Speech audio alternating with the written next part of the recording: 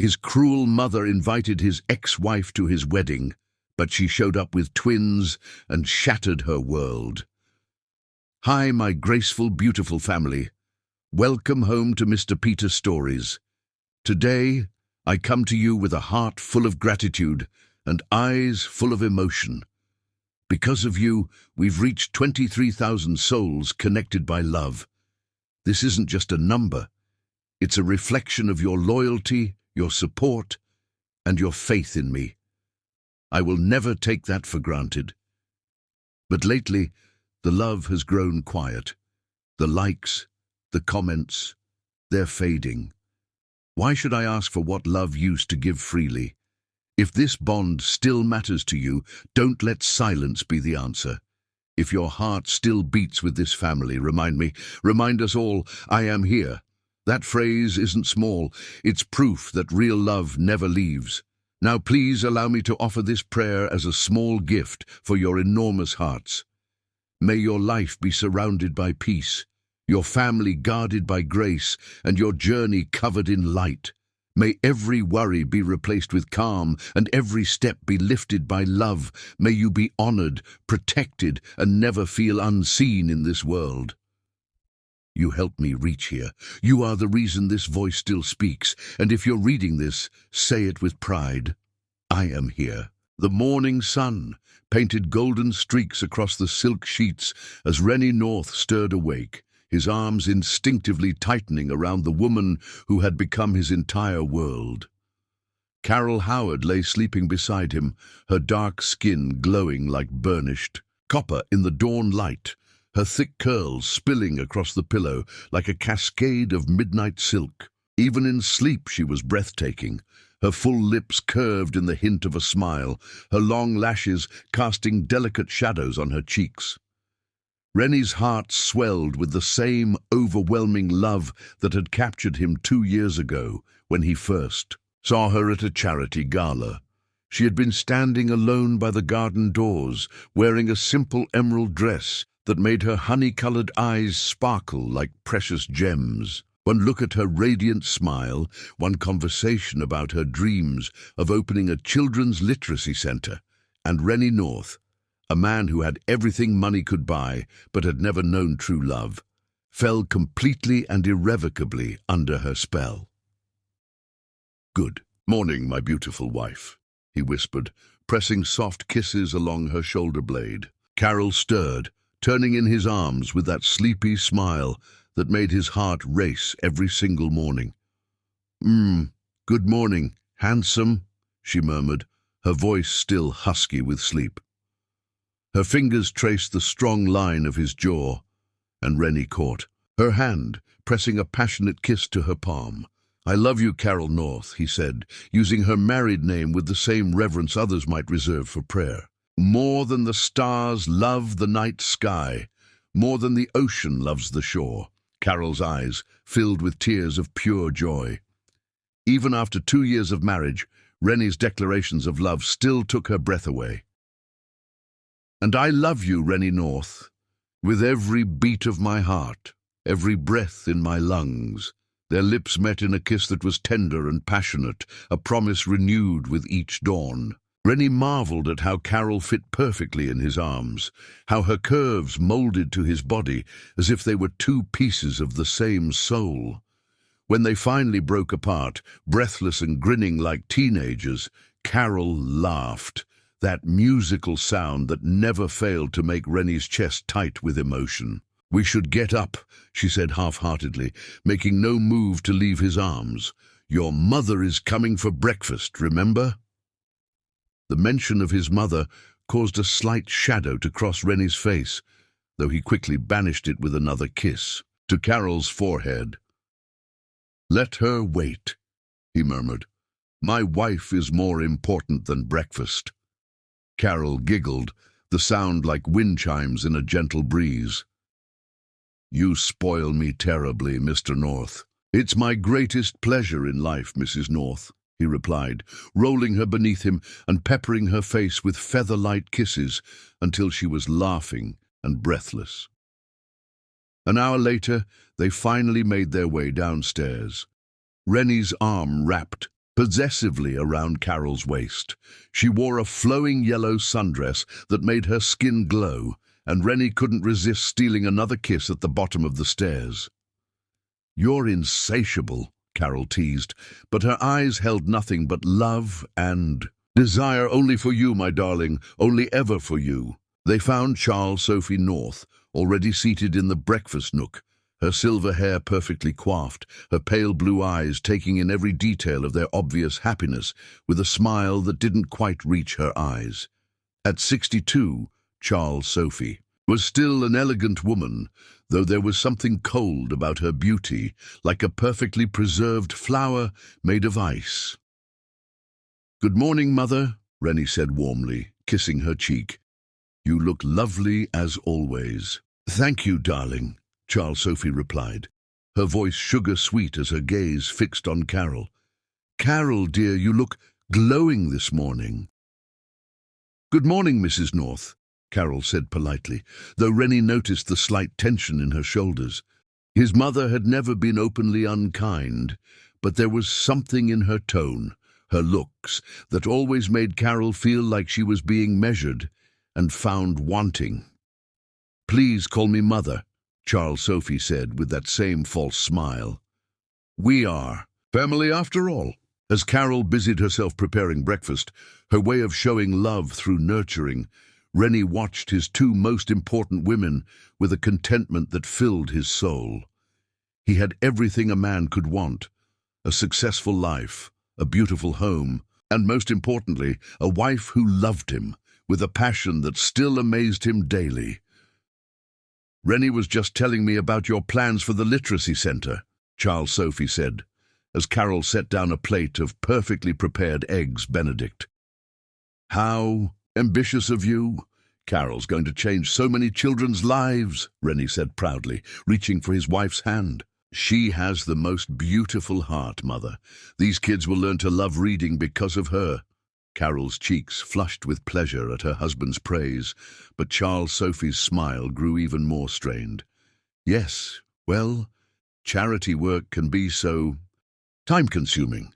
I do hope it won't interfere with your duties as Rennie's wife." The subtle barb hit its mark and Carol's smile faltered slightly.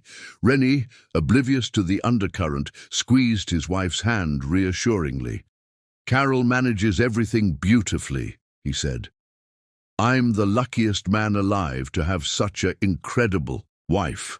After breakfast, Rennie reluctantly left for a brief meeting, kissing Carol with such passion that she was still blushing when he pulled away. "I'll be back in 2 hours," he promised.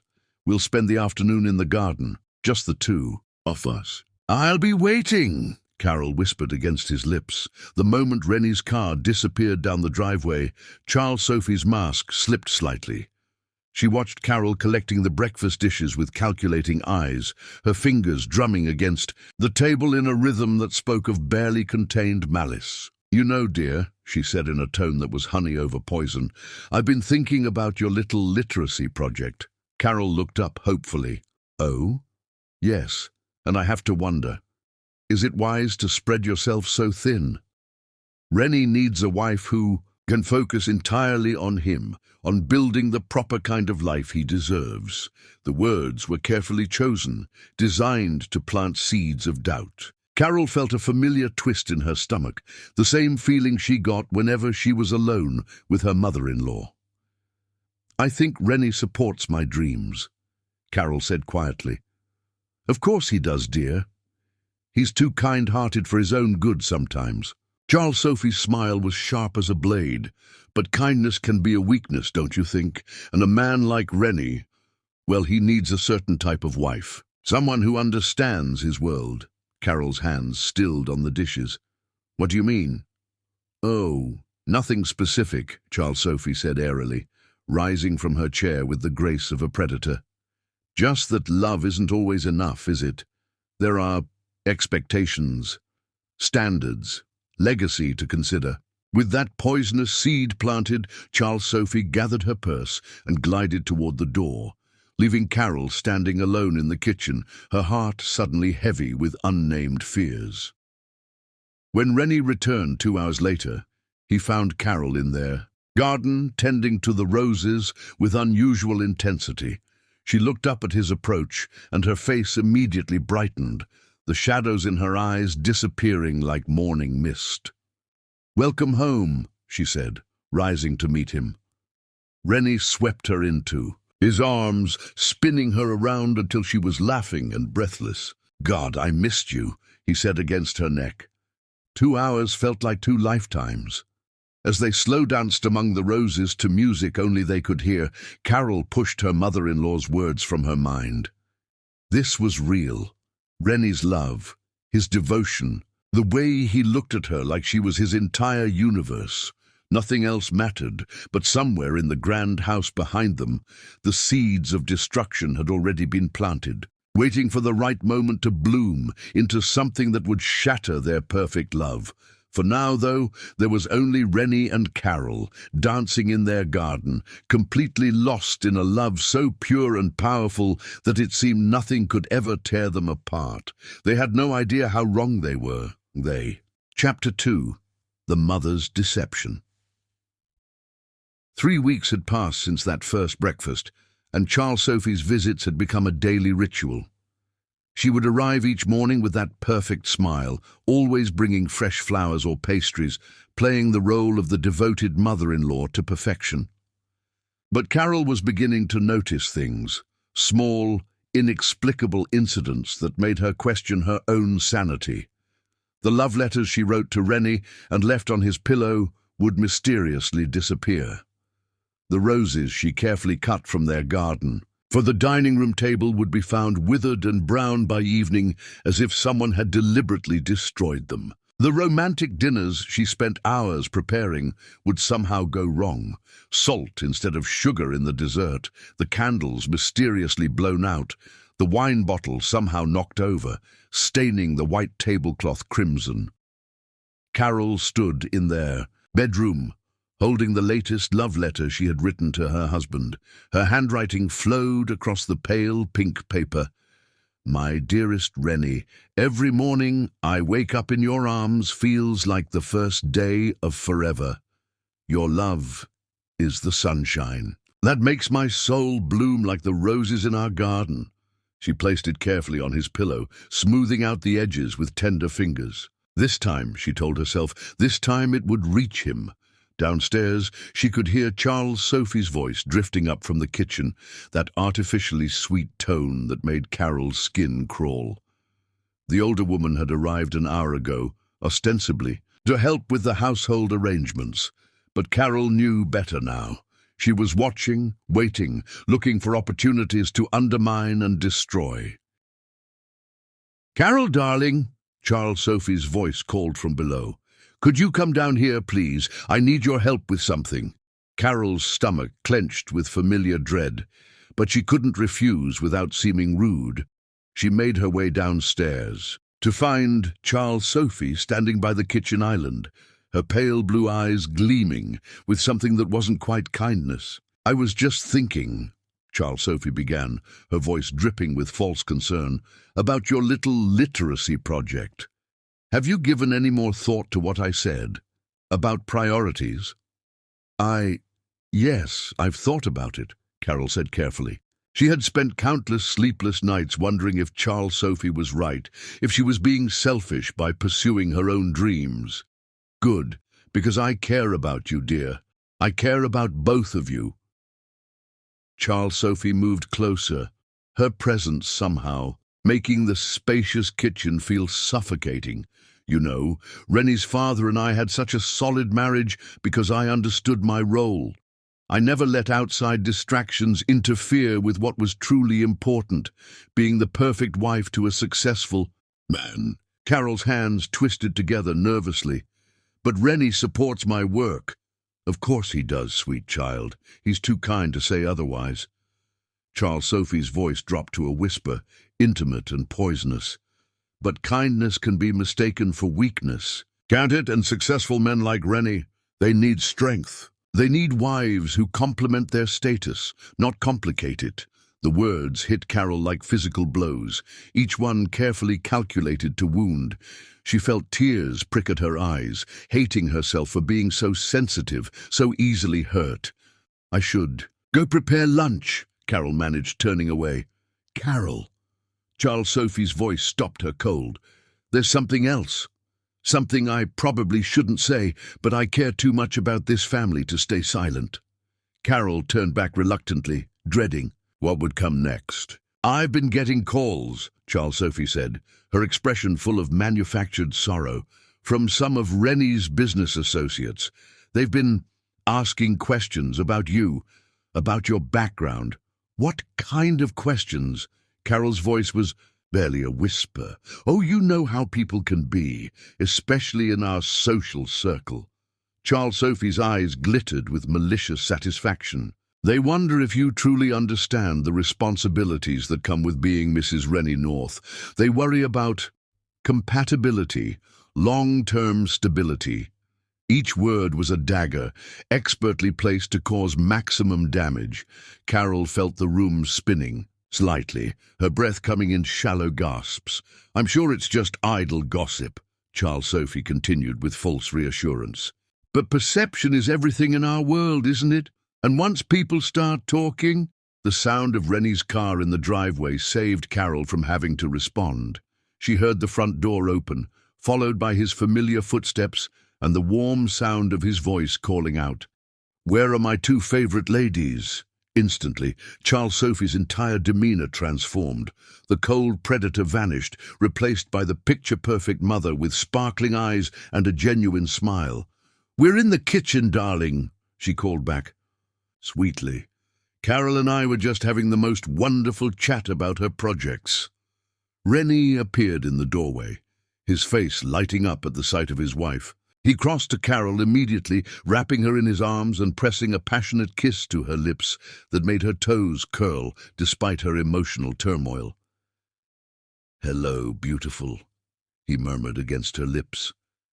"I missed you every second I was gone." "Missed you too," Carol whispered, clinging to him like an anchor in a storm. "And how's my favorite mother?" Rennie asked, releasing Carol to kiss Charles Sophie's cheek affectionately. "Perfect, now that my son is home," she replied, her voice full of maternal warmth. "Carol and I were just discussing how blessed you both are to have found each other." Carol stared at her mother-in-law in shock. The transformation was so complete, so convincing, that for a moment Carol wondered if she had imagined the cruel conversation just moments before. "We are blessed," Rennie agreed, pulling Carol back against his side. "I tell Carol every day that she's an angel sent just for me." "And you tell me I'm the luckiest woman alive," Carol added softly, finding strength in their familiar exchange. "Because you are," Rennie said firmly. "Both of you are the most important people in my world." That evening, after Charles Sophie had left with promises to return tomorrow, Carol sat in their bedroom, staring at Rennie's pillow. The love letter was gone. Again. "Darling?" Rennie's voice came from the bathroom where he was brushing his teeth. "Did you leave something for me? I thought I saw a piece of paper on my pillow earlier, but when I looked again, it was gone." Carol's heart leaped. He had seen it. That meant someone had taken it after he'd noticed it was there. Yes, I wrote you a letter," she said carefully. "You didn't find it?" Rennie emerged from the bathroom, his face full of confusion and disappointment. "No, sweetheart, I looked everywhere. Are you sure you left it there?" The doubt in his voice, however slight, felt like another wound. Carol forced a smile. "I must have forgotten. It wasn't important anyway." But as Rennie gathered her in his arms for their nightly ritual of whispered endearments and passionate kisses, Carol's mind raced. Someone had taken her letter. Someone wanted to keep her words of love from reaching her husband. The next morning brought fresh horrors. The roses Carol had cut for the breakfast table lay scattered on the floor, their petals blackened as if burned. The romantic dinner she had spent hours preparing the night before had been ruined when somehow salt had been substituted for sugar in the chocolate mousse, making Rennie's face pucker with disappointment. "I'm so sorry," Carol had whispered, her cheeks burning with shame. "It's okay, my love," Rennie had assured her, though she could see the confusion in his eyes. Accidents happen. But they weren't accidents. Carol was beginning to understand that much. Someone was systematically destroying every romantic gesture she made, every expression of love she offered her husband. When Charles Sophie arrived that morning, her eyes went immediately to the scattered rose petals that Carol was cleaning up. "Oh, my," she said with false sympathy. "Another accident, dear?" "Yes," Carol said quietly, not trusting herself to say more. "You know," Charles Sophie said, settling into a chair and watching Carol work, "Rennie mentioned that dinner didn't go as planned last night. He's not upset, of course.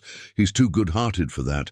But I could see the disappointment in his eyes." "It was just a mistake," Carol said, her voice growing smaller. "Of course it was. But you know what they say about patterns." Charles Sophie's voice was silk over steel. "When things keep going wrong, people start to wonder. They start to question whether someone is really suitable." That afternoon, when Rennie found Carol crying in their garden, she tried to tell him. Through her tears, she spoke of feeling watched, of things disappearing, of his mother's cruel words when they were alone. But Rennie saw only his beloved wife in distress, and his elderly mother who had raised him with such devotion and sacrifice. "Sweetheart," he said gently, gathering Carol in his arms, "Mother loves you. She tells me every day how happy she is that I found you. Maybe you're just stressed about the literacy center. Maybe you're imagining things that aren't there." The gentle doubt in his voice shattered something inside Carol's chest. Even Rennie, her Rennie who loved her more than life itself, was beginning to question her sanity. As she sobbed against his chest, Carol didn't notice Charles Sophie watching from the kitchen window, her lips curved in a smile of pure malevolent satisfaction. The web was working. Soon, very soon, Carol Howard North would be nothing but a painful memory, and Charles Sophie would have her son back where he belonged, under her complete control. The destruction of their perfect love had begun, in earnest. Chapter 3. The trap is set. Carol stared at the small white stick in her trembling hands, her heart pounding so hard she could hear it echoing in her ears. 2 pink lines, clear, unmistakable, beautiful pink lines that confirmed what her soul had whispered to her for the past week. She was pregnant. "Oh my God," she breathed, sinking onto the marble edge of their bathroom counter. "Oh my God, Rennie, we're going to have a baby." Tears of pure joy streamed down her cheeks as she pressed the test to her chest, holding this precious moment close to her heart. After 2 years of marriage, after countless nights of whispered dreams about little feet running through their garden and tiny hands reaching for Daddy's face, it was finally happening. The appointment with Dr. Martinez that afternoon only amplified her euphoria. Not only was she pregnant, but the ultrasound revealed the most incredible surprise of all. "Congratulations, Mrs. North," Dr. Martinez said with a warm smile, pointing to the fuzzy black and white image on the screen. "You're carrying twins, 2 healthy baby boys." Carol's hand flew to her mouth, muffling a sob of overwhelming happiness. "Twins, really? 2 babies?" "2 beautiful babies," the doctor confirmed. "Based on the measurements, you're about 8 weeks along. Everything looks perfect. Twin boys, Rennie's sons, their sons." Carol floated through the rest of the day in a haze of blissful disbelief, her hands constantly drifting to her still flat stomach, where 2 tiny miracles were growing. She couldn't wait to see Rennie's face when she told him. He would be over the moon. He'd always talked about wanting children, about teaching them to play football in the backyard and reading them bedtime stories. Tonight would be perfect. She would create the most romantic evening of their lives, and then she would give him the most beautiful gift she could ever offer, the news that they were going to be parents. Carol spent the afternoon in a frenzy. of loving preparation. She drove to the florist and bought dozens of white roses, Rennie's favourites, and scattered the petals throughout their bedroom and down the hallway leading to their special place. She ordered dinner from the French restaurant, where they'd had their first date, complete with the champagne they'd shared that magical night. Well, sparkling grape juice for her now, but Rennie wouldn't know that until she told him why. In their walk-in closet, she selected the emerald silk dress she'd worn to their wedding reception, the one that made Rennie's eyes darken with desire and love. She wanted to look perfect for this moment, wanted everything to be exactly right when she changed their lives forever. The final touch was the music. Their wedding song, At Last, by Etta James, would be playing softly when he walked through the door. She could already imagine his expression, the way his eyes would light up with confusion and then understanding as she led him to their bedroom, where she'd placed the ultrasound picture in a silver frame on his pillow. By 6 o'clock, everything was perfect. Candles flickered throughout the house, casting everything in a warm, romantic glow. The rose petals created a pathway from the front door to their bedroom, and the table was set with their finest china and crystal. Carol herself was radiant in her emerald dress, her hair flowing in soft waves over her shoulders, her skin glowing with the secret joy of new life. She checked her phone. Rennie had texted that he would be home by 7, earlier than usual, because he wanted to surprise her with a romantic evening. If only he knew that she had her own surprise planned, one that would make his pale in comparison. At exactly 10 minutes to 7, Carol heard the unmistakable sound of heels clicking on the marble entryway. Her heart sank slightly. Charles Sophie. She had hoped to have this evening alone with Rennie, but his mother had a key and often dropped by unannounced. "Carol, darling," Charles Sophie's voice rang out, sickeningly sweet as always. "Are you home?" Carol reluctantly left the bedroom, where she'd been making final adjustments to the romantic scene. "I'm here, Mrs. North, but I'm afraid tonight isn't a good time for—" She stopped mid-sentence as she reached the top of the stairs. Charles Sophie wasn't alone. A tall, distinguished man with silver hair and kind eyes stood beside her, looking somewhat uncomfortable in his expensive suit. "Carol, I'd like you to meet my old friend, Richard Pemberton," Charles Sophie said with that smile that never quite reached her eyes. "Richard, this is my daughter-in-law, Carol." "Pleased to meet you," Richard said politely, though his eyes held confusion. "I'm sorry to intrude. Charles Sophie insisted I come in, but I told her I could wait in the car." "Nonsense!" Charles Sophie interrupted, her grip tight on Richard's arm. "Carol doesn't mind, do you, dear? Richard is an old family friend, and he's going through such a difficult divorce. I thought a home-cooked meal and some friendly conversation might cheer him up." Carol's heart sank. This was supposed to be her special night, the night she told Rennie about their babies. But she couldn't turn away someone who was suffering, especially not in front of Charles Sophie, who would undoubtedly report any unkindness to Rennie.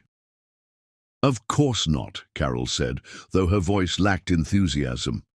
"You're welcome to stay for dinner, Mr. Pemberton." "Actually," Charles Sophie said, her eyes gleaming with something that made Carol's skin crawl, "I was thinking Richard could wait in the guest room upstairs while I help you with dinner preparations.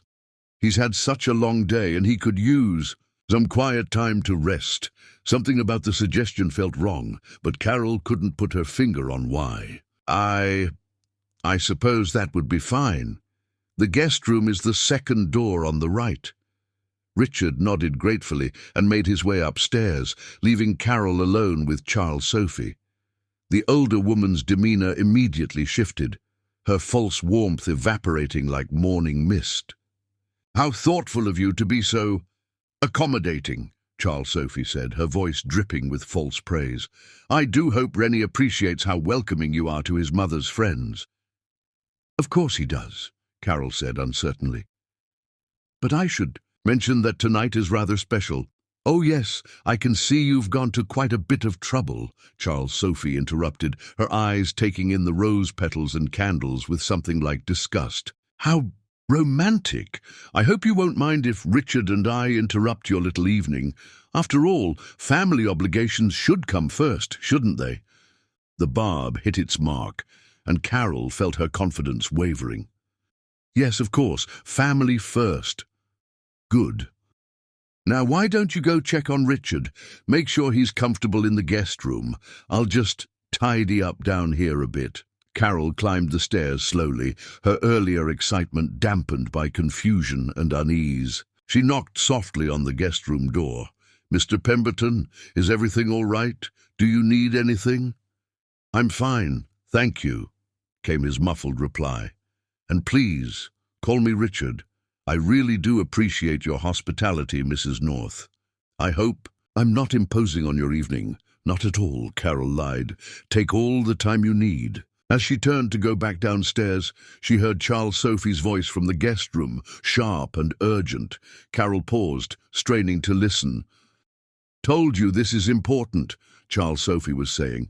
"Just stay in here, and when Rennie arrives, don't come out no matter what you hear. Do you understand me?" "Charles Sophie, I don't understand what—" Richard's voice was confused and uncomfortable. "Just trust me. This is for Rennie's own good." Carol frowned, her unease growing into genuine alarm. What was Charles Sophie planning, and why did she sound so calculating? At that moment, she heard the familiar sound of Rennie's car in the driveway. Her heart leaped despite her confusion. He was home early, just as he'd promised. Maybe she could still salvage their romantic evening, still find a way to share her beautiful news. She hurried downstairs, expecting to find Charles Sophie in the kitchen or living room. Instead, she found the house seemingly empty, the candles still flickering, the rose petals undisturbed.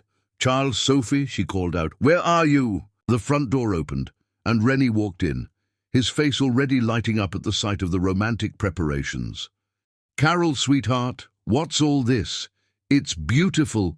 His words were cut off by a sudden piercing scream from upstairs. A woman's scream, full of terror and outrage. "Help! Somebody help me!" Charles Sophie's voice, desperate and frightened, echoed through the house. Rennie's face went white with alarm as he bolted for the stairs, taking them 3 at a time. Carol followed, her heart pounding with dread and confusion. They reached the guest room, just as the door burst open. Charles Sophie stumbled out, her hair disheveled, her blouse torn at the shoulder, tears streaming down her face. "Rennie," she sobbed, throwing herself into her son's arms. "Thank God you're home." "Mother, what happened? What's wrong?" Rennie's voice was sharp with concern and rising anger. It was... Charles Sophie gestured toward the guest room, her whole body shaking. That man Richard, he attacked me. He said Carol invited him here, that she told him I would be available." Carol felt the world tilt on its axis. "What? No, that's not. I never said anything like that. She locked us in there together." Charles Sophie wailed, pointing an accusing finger at Carol. "She said she was giving me a gift and that you would never know. She planned this whole thing." "That's not true." Carol's voice cracked with desperation. "Rennie, you have to believe me. She brought him here. I was preparing a romantic evening for us because I have something wonderful to tell you." "Where is he?" Rennie's voice was deadly quiet, his eyes dark with a fury Carol had never seen before. As if summoned by the question, Richard appeared in the doorway, his face a mask of confusion and distress. "I'm so sorry," he said, his voice shaking. "I never meant for this to happen. Charles Sophie, I thought you said Carol wanted to, but when I tried to explain that I wasn't interested, you started screaming." "He's lying," Charles Sophie sobbed, harder. "Carol set this whole thing up. She wanted to frame me, to make me look bad so you'd choose her over your own mother." Carol stared at her mother-in-law in horror, finally seeing the full scope of the evil plot that had been carefully orchestrated. The romantic evening, the early arrival, the convenient witness.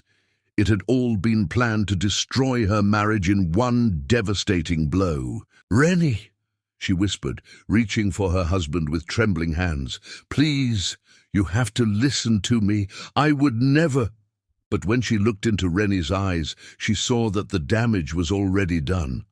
The seeds of doubt his mother had been planting for months had finally borne their poisonous fruit. The romantic evening Carol had planned to announce their miracle was ending in the destruction of everything she held dear.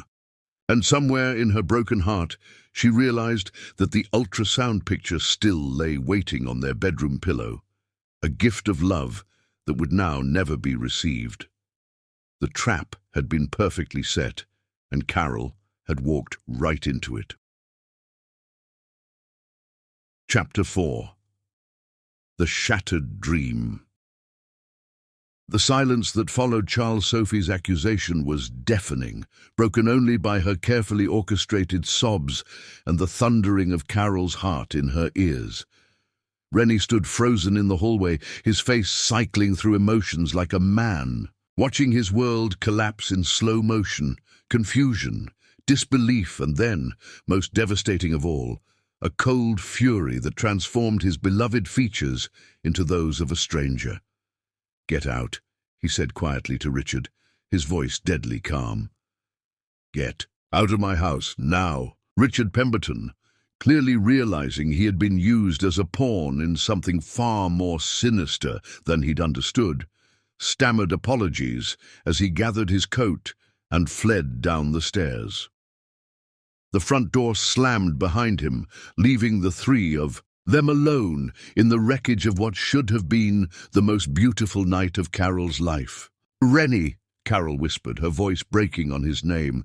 "Please, let me explain. This isn't what it looks like. Isn't what it looks like." Rennie's voice rose, the first crack in his controlled demeanor. "My mother is standing here traumatized, telling me that my wife orchestrated some sick setup, and you want to tell me it's not what it looks like? Because it's not." Carol's voice rose to match his, desperation making her bold. "Rennie, listen to me, really listen. When have I ever given you reason to doubt me? When have I ever been anything but devoted to you, to our marriage?" Charles Sophie let out a fresh wail, burying her face in her son's shoulder. "I'm so sorry, Rennie. I should have told you earlier about my concerns. The way she looks at other men, the comments she makes when you're not around. That's a lie." Carol's scream of outrage echoed through the hall. "I have never looked at another man. I have never said anything inappropriate. Rennie, you know me. You know my heart." But as Carol looked into her husband's eyes, she saw the poison finally taking full effect. Every seed of doubt his mother had planted over the months was blooming into a garden of suspicion and betrayal.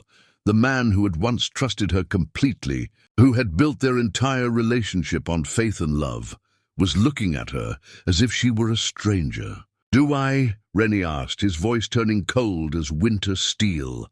"Because the woman I married would never humiliate my mother this way. The woman I married would never hurt the people I love most." Each word was a physical blow, and Carol felt her knees buckle slightly. She reached out instinctively, one hand going to her stomach where their precious babies grew, the other stretching toward the husband who was slipping away from her like sand through her fingers. "Rennie, please," she begged, tears streaming down her face. "Remember our wedding day. Remember this morning when you told me you loved me more than the stars loved the night sky. Remember the man who promised to protect me forever." "The man who married a lie," Rennie cut her off, his voice harsh with pain and betrayal. "How long has this been going on, Carol? How long have you been playing games behind my back while I've been telling the world how perfect you are?" "Never." Carol's voice cracked with the force of her denial. "I have never betrayed you, not even in thought. I love you with every breath in my body, with every beat of my heart." "Stop." Rennie held up a hand, his face twisting with disgust. "Just stop with the lies. I can't stand to hear any more lies."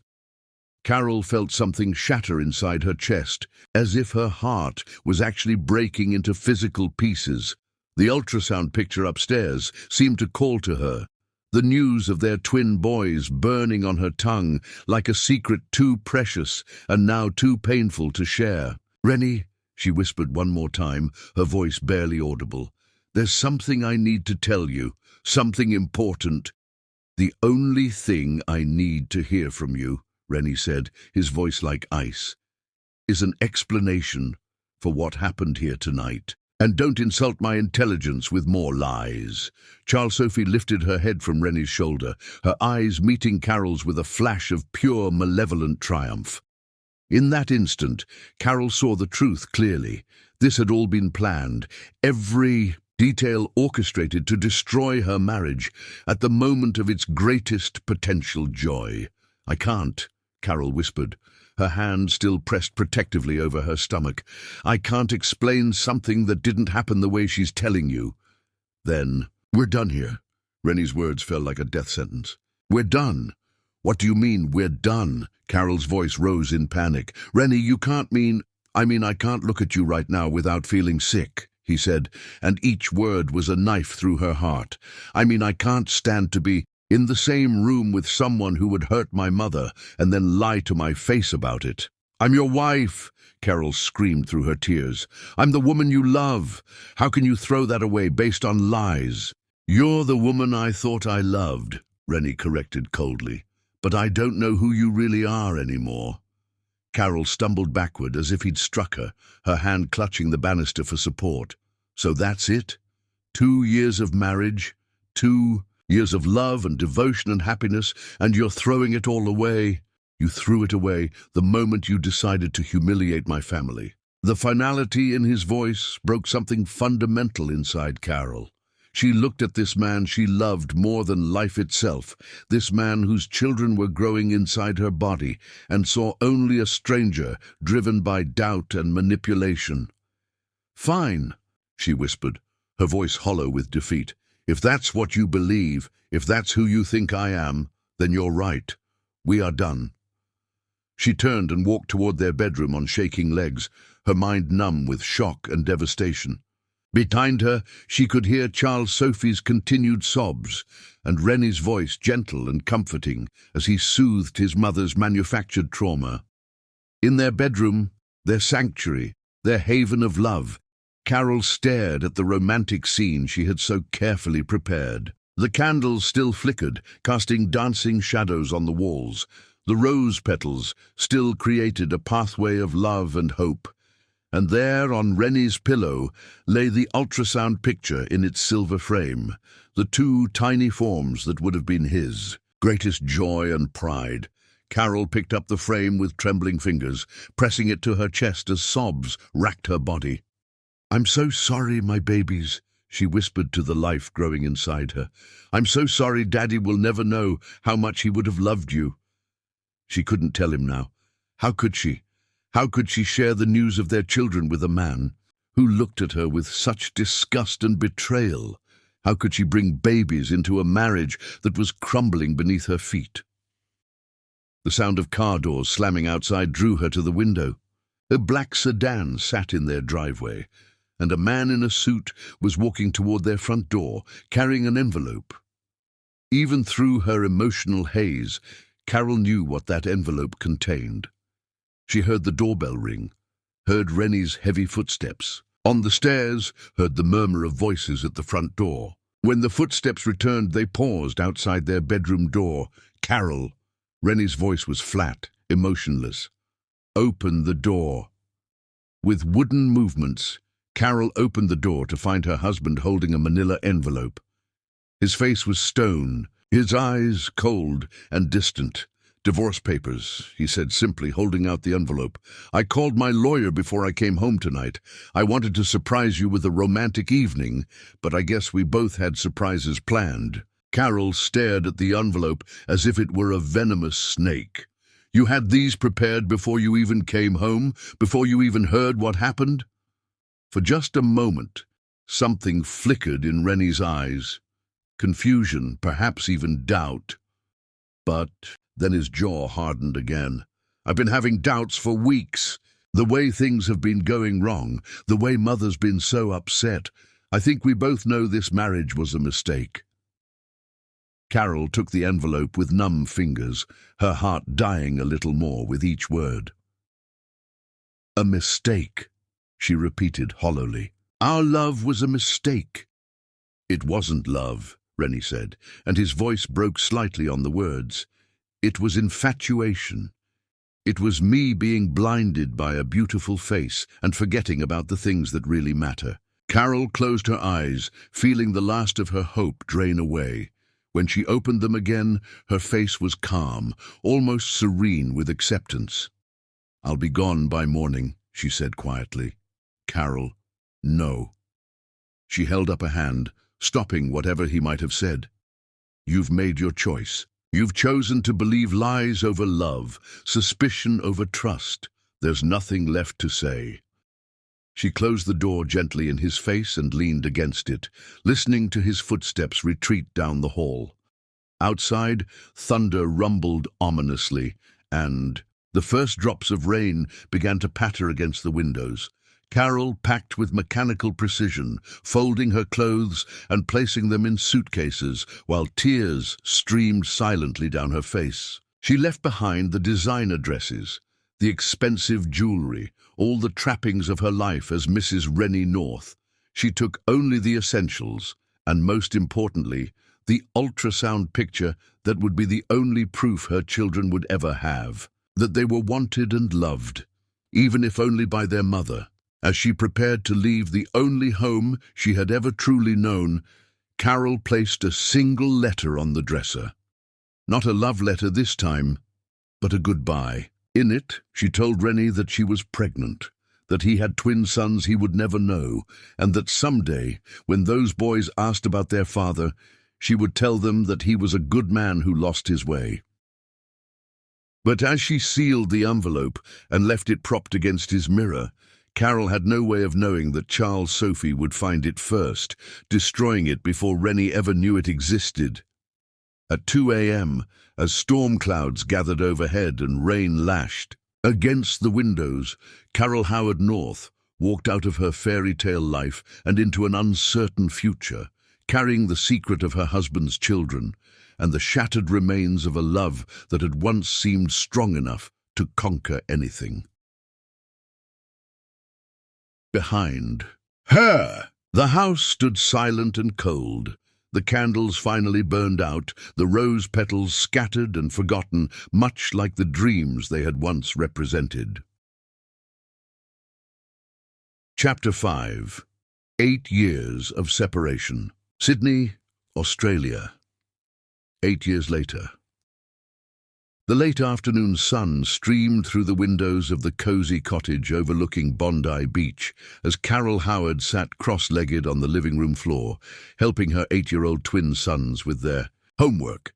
The years had been kind to her in some ways. She was still beautiful, still possessed of that gentle grace that had first captured Rennie's heart. But there was something different in her eyes now. A quiet strength born of surviving heartbreak, a protective wariness that hadn't been there in her fairy tale days as Mrs. North. "Mummy, I can't remember how to carry the one," complained Ryan, his small face scrunched in concentration as he wrestled with a particularly challenging math problem. His dark hair fell across his forehead in exactly the same way his father's always had, and his deep blue eyes, Rennie's eyes, sparkled with frustration. "Here, sweetheart. Let me show you," Carol said softly, moving to kneel beside her son. As she guided his small hand with the pencil, her heart did what it always did when she looked at Ryan and his twin brother Riley. It broke and healed simultaneously, the bitter and the sweet, intertwined so completely she could no longer separate them. Both boys were living photographs of their father. Ryan had inherited Rennie's contemplative nature and his way of tilting his head when he was thinking deeply. Riley, just 10 minutes younger but already showing signs of being the more adventurous twin, had Rennie's charming smile and his habit of running his fingers through his hair when he was excited. Every day, Carol saw the man she had loved more than life itself reflected in these two precious faces, and every day the sight made her heart ache with longing and loss. "There you go," she said, as Ryan finally grasped the concept, his face lighting up with the same triumphant joy she had seen on Rennie's face 1,000 times. "You're so smart, my darling boy." "Mummy, when we finish our homework, can you tell us the story about the prince again?" Riley asked from his spot at the coffee table, where he was carefully coloring a picture of a family, a mother, father, and 2 little boys, all holding hands under a rainbow. Carol's throat tightened. The story, the bedtime tale she had been telling them for years about a prince who lived in a faraway land, who had once loved their mother very much, but had lost his way in a dark forest of lies and deception. She always ended it the same way, with the hope that someday, somehow, the prince would find his path back to them. "Of course I can," she whispered, pressing a kiss to Riley's dark head. "After dinner."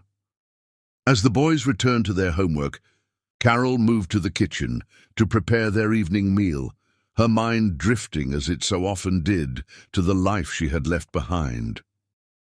The cottage was small but comfortable, decorated with the boys' artwork and photos of their adventures exploring Australia. She had built a good life here, a consulting business that allowed her to work from home, close friends who had become like family, a community that embraced her and her sons without question. But despite all the healing and growth, despite the joy her children brought her every single day, there was still a Rennie-shaped hole in her heart that nothing could fill. She had tried dating a few times over the years, kind men who were patient with her boys and gentle with her guarded heart, but none of them could even come close to touching the place where Rennie lived. He had been her great love, her soul mate, and even though he had shattered her heart beyond repair, she couldn't seem to let go of the memory of what they had shared. "Mummy," Ryan's voice interrupted her thoughts. "Do you think our daddy ever thinks about us?" The question hit her like a physical blow, as it always did. Both boys knew they had a father who lived far away, who didn't know about them because of complicated grown-up problems. Carol had tried to answer their questions honestly, without burdening them with the painful truth that their father had thrown away their family based on lies, that he had chosen to believe the worst of their mother instead of trusting in their love. "I think," Carol said carefully, "that if your daddy knew about you, he would love you more than all the stars in the sky." "Then why doesn't he know about us?" Riley asked, his blue eyes, so heartbreakingly like Rennie's, filled with the innocent confusion of a child trying to understand adult pain. "Sometimes grown-ups make mistakes," Carol said, gathering both boys in her arms. "Sometimes they believe the wrong things, or they let fear make their choices for them. But that doesn't mean they don't have love in their hearts. Will he ever come find us?" Ryan asked softly. Carol closed her eyes, breathing in the sweet scent of her son's hair, letting their warm little bodies chase away the chill that always came with thoughts of Rennie. "I don't know, my darlings. But I know that you are loved, so very much loved, and that will always be enough." Meanwhile, in New York, 3,000 miles away, Rennie North sat in his penthouse office overlooking Manhattan, staring out at the city lights without really seeing them. The successful businessman that everyone saw, the man who had built an empire, who commanded respect and admiration from his peers, was nothing more than an empty shell going through the motions of living. 8 years had passed since Carol left, and not a single day had gone by that he didn't think about her. He woke up reaching for her, went to sleep aching for the sound of her laughter, spent countless hours wondering where she was and whether she had found happiness with someone else. The thought of another man holding her, loving her, raising children with her was enough to drive him to madness on his darker days. He had tried to move on. God knew he had tried. There had been women, beautiful, accomplished women, who would have made suitable wives for a man of his position. But none of them had Carol's warmth, her gentle spirit, her way of making him feel like he could conquer the world simply because she believed in him. None of them could make him forget the look in Carol's eyes the night he handed her those divorce papers. The devastation, the betrayal, the way she had seemed to shrink into herself as if he had physically struck her. In his quieter moments, when the noise of business and obligation couldn't drown out the voice of his conscience, Rennie wondered if he had made the biggest mistake of his life. "Rennie, darling," the voice of Elena Hartwell broke through his brooding thoughts. She glided into his office without knocking, her platinum blonde hair perfectly styled, her designer dress accentuating her tall, willowy frame. Elena was everything his mother had ever wanted in a daughter-in-law. Wealthy, well-connected, from the right kind of family, she was also as cold as a winter morning, her smiles calculated and her affections conditional. "Elena," he said politely, rising from his chair out of ingrained courtesy, "I wasn't expecting you." "Your mother called," Elena said, settling herself into the chair across from his desk with practiced elegance. "She's concerned about you. You've been declining all the social invitations, and you barely touched your dinner at the Hamptons last weekend." Rennie suppressed a sigh. His mother. Charles Sophie had gotten her way in the end. Carol was gone, disappeared without a trace, despite the private investigators he had hired in moments of weakness to find her. And now his mother was pushing him toward Eleanor with the same relentless determination she had once used to destroy his marriage. "I've been busy with work," Rennie said, the same excuse he had been using for months to avoid the social obligations that came with his position. "You can't work forever, darling," Elena said, her tone patient but with an edge of steel underneath. "A man in your position needs a wife, someone who understands the responsibilities that come with your success." The words echoed something his mother had said years ago, something about Carol not understanding those responsibilities. Rennie felt the familiar twist of pain in his chest as he remembered Carol's dreams of the literacy center, her gentle ambitions to help children, her complete disinterest in the social climbing that seemed to consume everyone else in his world. "Perhaps," he said non-committally. Elena smiled, the expression never quite reaching her grey eyes. "I'm glad you're finally being sensible about this. Your mother and I have been discussing arrangements, and we think a spring wedding would be perfect. Small, but elegant, just family and close friends." "Elena, I know it seems sudden," she continued as if he hadn't spoken, "but we've known each other for 3 years now. We're compatible, we move in the same circles, and frankly, neither of us is getting any younger. It's time to be practical about these things." Practical. Rennie almost laughed at the irony. There had been nothing practical about his love for Carol, nothing sensible or calculated. It had been pure feeling, pure passion, pure joy. Being with Carol had made him feel alive in a way he hadn't experienced before or since. "I need more time," he said quietly. Elena's smile tightened slightly. "How much more time, darling? We're not children anymore. This isn't about grand passion or fairy tale romance. This is about building a life with someone suitable. Suitable. Not beloved, not cherished, not adored, just suitable." "I'll think about it," Rennie said, which they both knew was not a yes. After Elena left with promises to call him tomorrow, Rennie returned to his window and the glittering city beyond. Somewhere out there, in a world he couldn't reach, Carol was living her life without him. Did she ever think of him? Did she ever wonder what might have been if he had trusted in their love instead of his mother's poisonous whispers? The questions haunted him as they did every night, following him home to his empty penthouse, where Carol's laughter no longer echoed through the rooms, where no one waited to greet him with passionate kisses and stories about her day. He was surrounded by luxury and success, courted by one of New York's most eligible women, heir to his mother's approval and society's admiration, and he had never been more miserable in his life. In his bedroom, Rennie opened the drawer of his nightstand and pulled out the one thing he had kept from his marriage, A photograph of Carol, laughing in their garden, her face turned up to the sun, joy radiating from every line of her body. He had taken it one lazy Sunday morning when she was picking roses for their breakfast table, and it captured everything he had loved about her, her warmth, her light, her incredible capacity for happiness. "I'm sorry," he whispered to the photograph as he did every night. "I'm so sorry, my beautiful Carol, but apologies couldn't cross oceans or heal the wounds that 8 years had carved in both their hearts." And as Rennie finally fell into another, restless sleep, 3,000 miles away, Carol was tucking 2 little boys into bed and whispering the same bedtime prayer she had said every night for 8 years, that someday, somehow, love would find a way to bring their family home.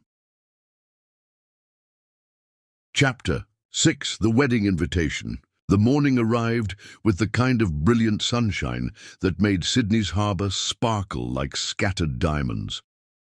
Carol was in her small kitchen, preparing breakfast for the twins while they got ready for school, when she heard the soft thud of mail being delivered through the slot in her front door. "Mummy, I can't find my math book," Riley called from upstairs, his voice carrying the slight panic of an 8-year-old who feared being late for school.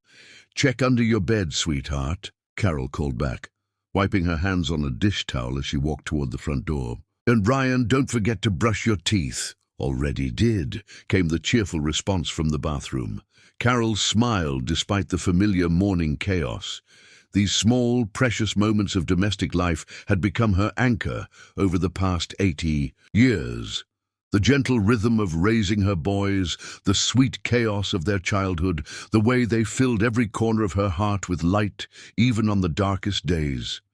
She bent to gather the small stack of mail from the floor, expecting the usual bills and advertisements. But there, nestled between an electric bill and a flyer for the local grocery store, was an envelope that made her blood run cold. Thick, cream-colored paper, elegant calligraphy, her full name, Carol Howard North, written in flowing script. Across the front, the return address made her hands tremble. Mrs. Charles Sophie North, New York. For a moment, Carol simply stared at the envelope as if it were a venomous snake coiled on her doorstep. In 8 years, she had received no contact from her former life. No calls, no letters, no attempts at communication from the man who had once promised to love her forever. She had begun to believe that chapter of her life was truly closed, that the wounds had healed enough to let her move forward. But here was proof that the past was never really past, that some wounds never stopped bleeding completely. With shaking fingers, Carol tore open the envelope and pulled out the contents. A wedding invitation embossed in gold fell into her palm like a stone. "Mrs. Charles Sophie North requests the honor of your presence at the marriage of her son, Rennie Alexander North, to Miss Elena Catherine Hartwell. Saturday, the 15th of June, at 4 o'clock in the afternoon. 6th, Patrick's Cathedral. New York City. Carol's knees buckled and she had to grab the doorframe to keep from falling. The invitation fluttered from her nerveless fingers to the floor, where it lay like an accusation against the warm morning sunlight. Rennie was getting married to someone else, to a woman whose name Carol didn't recognize, whose face she couldn't imagine, whose existence felt like a dagger through the heart she thought had finally healed. "Mummy?" Ryan's voice came from the top of the stairs, filled with concern. "Are you okay? You look funny." Carol forced herself to straighten, to plaster a smile on her face, even as her world tilted on its axis. "I'm fine, sweetheart. Just thinking about something." But as the boys thundered down the stairs with their backpacks and lunch boxes, their faces bright with the anticipation of another day, Carol's mind was reeling. Why would Charles Sophie send her this? What possible reason could she have for wanting Carol to know about Rennie's wedding? The answer came with a second piece of paper that had been tucked behind the invitation, a brief note written in Charles Sophie's precise handwriting. My dear Carol, I thought you should know that Rennie has finally found real happiness with a woman who truly understands his world. Elena is everything a man like my son deserves, refined, educated, and from the proper background. They make such a beautiful couple. I do hope you'll consider attending. I know how much it would mean to see the life Rennie has built since putting the past behind him. With fondest regards, Charles Sophie North. The cruelty of it stole Carol's breath away. This wasn't an invitation. It was a final, devastating blow designed to destroy any remaining piece of her heart that still belonged to Rennie North. Charles Sophie wanted her to witness his happiness with another woman, wanted her to see him choosing someone else the way he had chosen to believe lies over love 8 years ago. "Mummy, what's that?" Riley asked, noticing the papers scattered on the floor. Carol quickly bent to gather them, but not before Ryan had glimpsed the elegant script. His reading had improved dramatically this year, and his face went pale as he made out the fateful words. Is that about our daddy?" Ryan whispered, his blue eyes, so achingly like Rennie's, wide with shock and dawning pain. Carol's heart shattered all over again. She had never hidden the boys' parentage from them, had always answered their questions honestly, while protecting them from the painful details of why their father wasn't in their lives. But this was beyond anything she had prepared for. "Yes," she said softly, unable to lie to them. "It is." Riley's face crumpled, and tears began to spill down his cheeks. "Daddy's getting married? To someone who isn't you? But we thought," Ryan's voice broke on the words, "we thought maybe someday he would come find us, and we could be a real family." Carol gathered both boys in her arms, their tears soaking through her shirt as they clung to her with desperate hands. Her own tears fell freely now, mingling with theirs, as they mourned the death of a dream none of them had been brave enough to speak aloud. "I'm sorry," Carol whispered into their hair. "I'm so sorry, my darling boys." "Doesn't he want us?" Riley sobbed. "Doesn't he care that we exist?" The innocent question was like a knife through Carol's chest. How could she explain that their father didn't know they existed? How could she tell them that she had tried to share the news of their existence on the very night their world fell apart, but that his faith in her had already been poisoned beyond repair? "Your father doesn't know about you," Carol said gently, the truth finally spilling out. "When I left, I was going to tell him I was pregnant, but things happened, and I never got the chance." Both boys pulled back to stare at her with wide, tearful eyes. "He doesn't know we're real," Ryan whispered. "No, sweetheart, he doesn't." "Then we have to tell him," Riley said urgently, his child's logic cutting straight to the heart of the matter. "We have to go to the wedding and show him that we're his sons." "Oh, my loves," Carol said, her heart breaking anew at their innocent faith. "It's not that simple. Your father made choices 8 years ago. He believed things about me that weren't true, and he decided our marriage was over. Even if he knew about you, that might not change anything." "But it might," Ryan said, with the stubborn hope of childhood. "Maybe if he sees us, he'll remember that he loved you. Maybe he'll realize he made a mistake."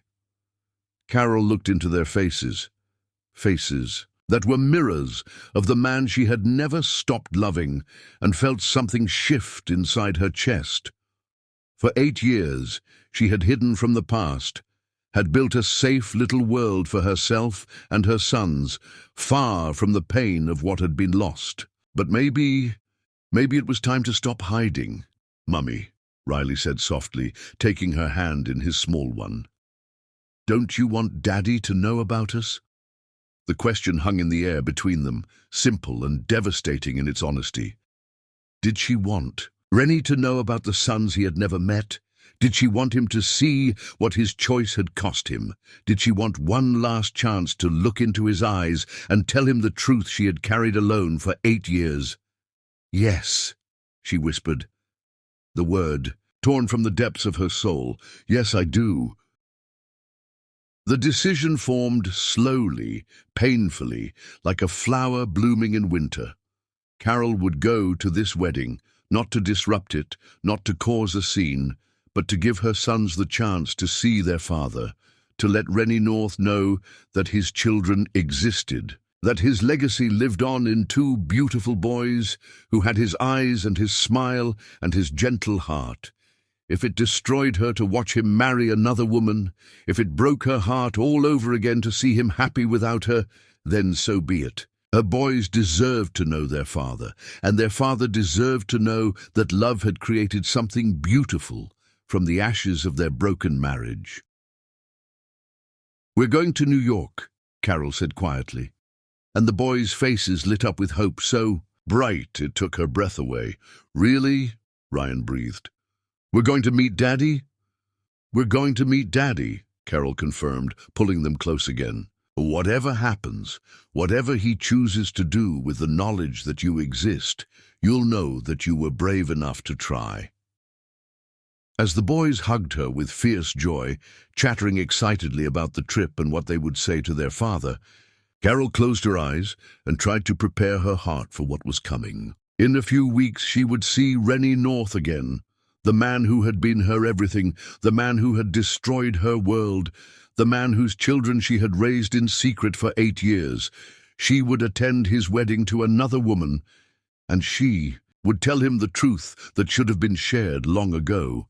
She would give him the choice he had never known he had, and then she would accept whatever he decided, even if it meant walking away empty-handed once again.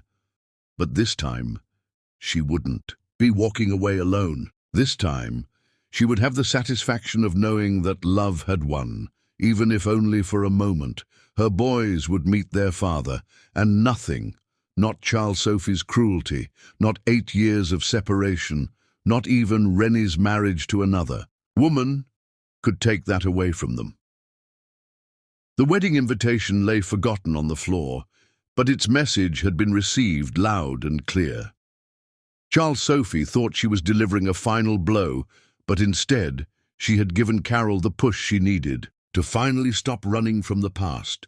It was time to go home. Chapter 7. The Shocking Return. St. Patrick's Cathedral stood magnificent in the afternoon sunlight, its Gothic spires reaching toward heaven like prayers made of stone. Inside, 300 of New York's elite had gathered to witness the union of Rennie North and Elena Hartwell, a marriage that was being hailed as the social event of the season, the perfect joining of 2 prominent families. At the altar, Rennie stood in his perfectly tailored black tuxedo, his hands clasped behind his back as he waited for his bride to appear.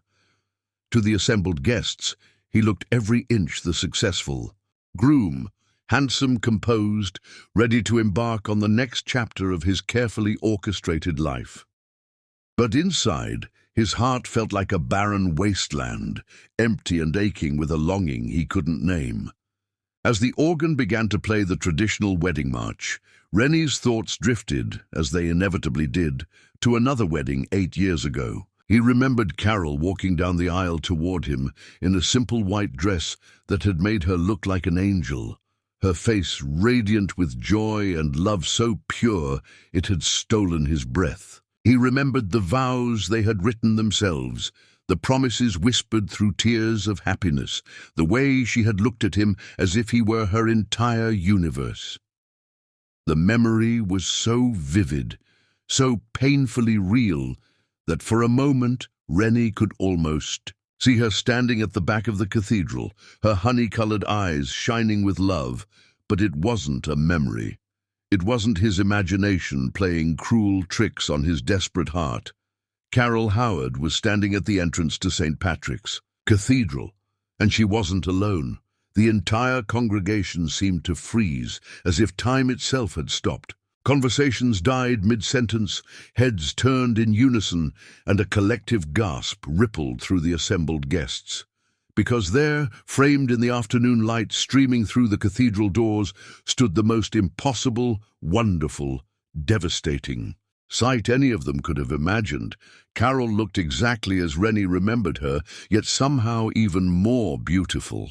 8 years had refined her features, had given her a quiet strength that radiated from every line of her body.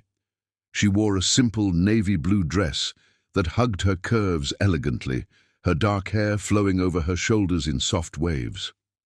But it wasn't Carol alone that had caused the cathedral to fall into stunned silence. Beside her, their small hands trustingly clasped in hers, stood 2 8-year-old boys who were unmistakably, undeniably Rennie North's sons. The resemblance was so strong it was breathtaking. Both boys had Rennie's dark hair, though Ryan's was slightly curlier like his mother's, and Riley's fell across his forehead in exactly the same way Rennie's did when he was nervous. They had his deep blue eyes, his strong jawline, even his way of standing with one shoulder slightly higher than the other. But most shocking of all, they had his smile, that gentle, slightly lopsided grin that had first captured Carol's heart all those years ago. At the altar, Rennie felt his knees buckle. His vision blurred, and for a terrifying moment he thought he might actually faint in front of 300 witnesses. The priest was saying something. Elena was touching his arm in concern, but all Rennie could see were those 2 little faces staring at him with a mixture of hope and nervous anticipation. "Oh my God," he whispered, the words torn from his throat like a prayer. Oh my God! The boys, his sons, because there was no denying what they were, looked around the cathedral with wide eyes, taking in the soaring arches, the stained glass windows, the sea of shocked faces turned toward them. But their gaze kept returning to the man at the altar, their father, whose face had gone white with shock and recognition. "Is that him?" Riley whispered to his mother, loud enough that the first few pews could hear. "Is that our daddy?" Carol's voice, when she answered, carried clearly through the shocked silence of the cathedral. "Yes, sweetheart, that's your father." The simple words hit Rennie like a physical blow. Father. He was a father, had been a father for 8 years without knowing it. These beautiful boys, these perfect children who carried his features and Carol's grace, were his sons. Elena, still standing beside him in her elaborate white gown, followed his gaze to the back of the cathedral and immediately understood what was happening. Her face cycled through confusion, realization, and then cold fury as she realized her perfect wedding was being destroyed by the sudden appearance of her groom's secret family. "Rennie," she hissed under her breath, her voice sharp with barely contained rage. "What is the meaning of this?" But Rennie couldn't answer. He couldn't think, couldn't breathe, couldn't process anything beyond the devastating truth standing at the back of the cathedral. Carol had been pregnant when she left. She had been carrying his children, twins, and he had thrown her out of his life without ever knowing. In the pews, Charles Sophie sat frozen in horror, her face a mask of shock and growing panic. This wasn't supposed to happen. Carol was supposed to see the wedding and be devastated by it, not show up with those children who looked so much like Rennie that even a blind person could see the truth. The cathedral remained suspended in shocked silence as Carol began to walk down the aisle, her sons beside her.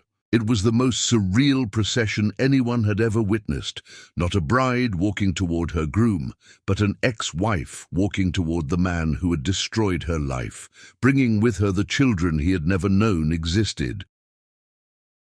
With each step, Rennie could see more details that confirmed what his heart already knew.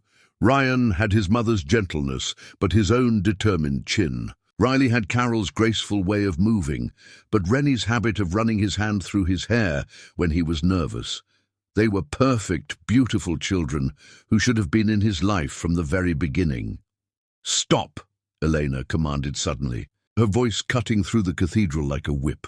"Stop this immediately. This is my wedding, and I will not have it ruined by my children." Rennie's voice was barely a whisper, but it carried throughout the cathedral with devastating clarity. "By my sons?" The admission hung in the air like a confession, and the remaining pretense that this was anything other than a complete catastrophe crumbled completely. Guests began to whisper frantically among themselves.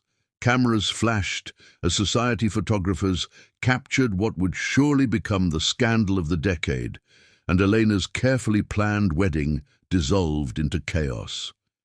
Carol had reached the front of the cathedral now, close enough that Rennie could see the pain and strength warring in her honey-colored eyes. Close enough that he could see how his sons fidgeted nervously, but stood proud beside their mother, their small hands still clasped in hers like anchors.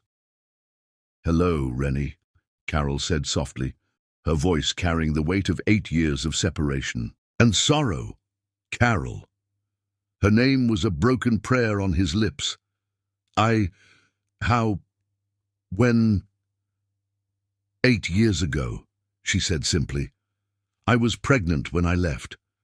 I was going to tell you that night, but—" She gestured helplessly, encompassing all the pain and betrayal and heartbreak that had driven her from his life. Rennie's gaze dropped to the boys, and he felt his heart shatter completely as he took in every detail of their faces. They were staring at him with undisguised curiosity and hope, these sons he had never held, never rocked to sleep, never taught to ride a bike or helped with homework. "What are your names?" he asked, his voice breaking on the words. "I'm Ryan," the slightly taller twin said bravely, his voice small but clear in the vast cathedral. "And this is my brother Riley. We're 8 years old." 8 years old, Rennie repeated wonderfully, the words tasting like ashes in his mouth. 8 years of bedtime stories he had never read. 8 years of birthdays he had never celebrated. 8 years of love he had never been able to give. "Daddy," Riley said tentatively, the word hitting Rennie like a lightning bolt. "Mommy told us you didn't know about us. Are you happy to meet us?" The simple, innocent question destroyed what was left of Rennie's composure. He sank to his knees, right there at the altar, tears streaming down his face as he reached out toward these children, who should have been his whole world. "Happy?" he whispered through his tears. "Oh my God, yes, I'm happy to meet you. I'm so sorry I didn't know. I'm so sorry I wasn't there." Both boys looked at their mother uncertainly, and Carol nodded encouragingly. They released her hands and took tentative steps toward their father, their faces bright with wonder and nervous joy. "We thought about you every day," Ryan said seriously. "Mommy told us stories about a prince who lost his way, and we always hoped you would find your way back to us." Riley nodded earnestly. "We drew pictures of you and put them on our wall. Do you want to see them sometime?" Rennie was sobbing openly now, his perfectly planned wedding forgotten, his composed facade shattered completely. "Yes," he managed to say. "Yes, I want to see everything. I want to know everything about you."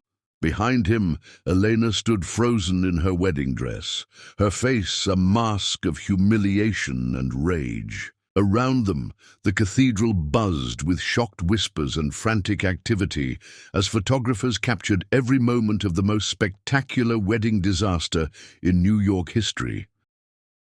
But Rennie was aware of none of it. His entire universe had narrowed to the 3 people standing before him, the woman he had never stopped loving and the sons he had never known existed. The family he had destroyed with his doubt and pride and blindness.